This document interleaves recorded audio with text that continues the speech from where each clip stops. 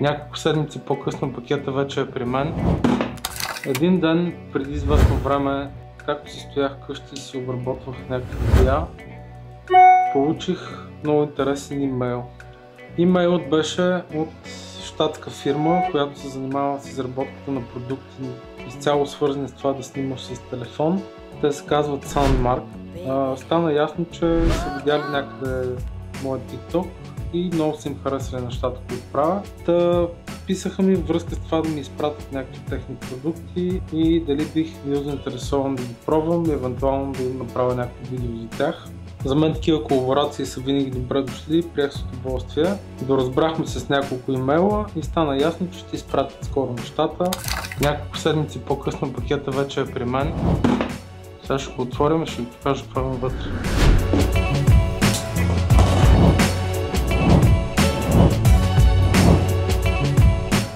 Време за отваряне на нещата. Супер яка опаковка. И вътре имаме този кейс, който изглежда супер добре направен. Това трябва да е телефотообектива, който идва в много готино кейсче. Караме го. Вътре си има турбичка. Вау! Това тук трябва да е филтъра. Да, точно така, и той е в готина опаковчица. Ето го, това е Motion Filter, който позволява да използваме по-ниска бленда и да хващаме готино движение. Това предстои да ви покажа как го правим. Последен, но не на последно място, супер якия карбонов статив с чантичка за носене. Вау, изглежда много добре.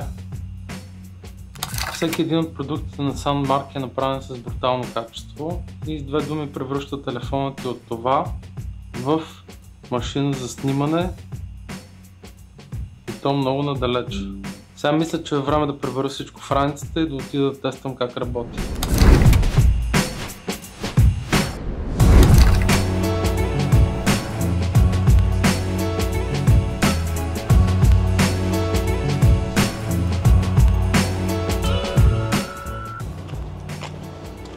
Успях да стигна догоре, макар че навсякъде е заградено, защото е някакъв строителен обект в момента. Почваме с статива.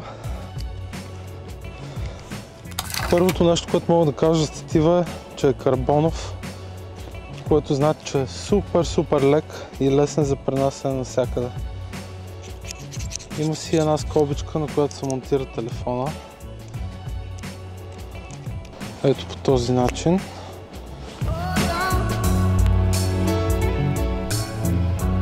Следващото, което ще ви покажа, е телефотообектива, който е с 6 пъти оптично увеличение. Той се монтира и тук на специалния кейс от Sunmark. Има резба, на която се навива. Телефонът започва да изглежда по този начин. Много хора биха ме питали защо ме е този обектив, след като аз имам увеличение на самия телефон.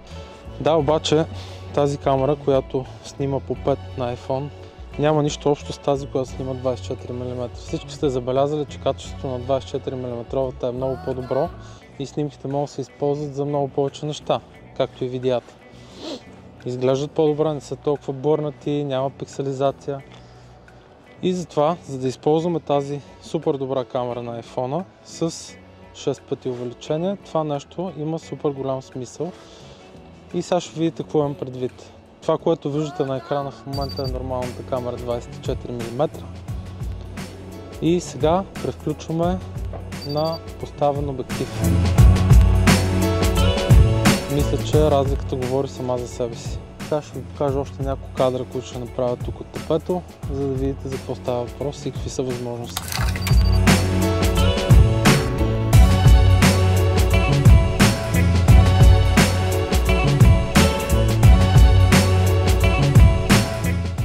Реално с това нещо в джоба си разполагате с телефотообектив, супер лек, лесен за носене навсякъде и гарантира много впечатляващи кадри за каквото и да било. Не само, че кадрите изглеждат супер добре, Ами качеството е брутално, защото пак повтарям, използва се най-добрата леща, която iPhone предлага на телефоните си, а именно 24 мм.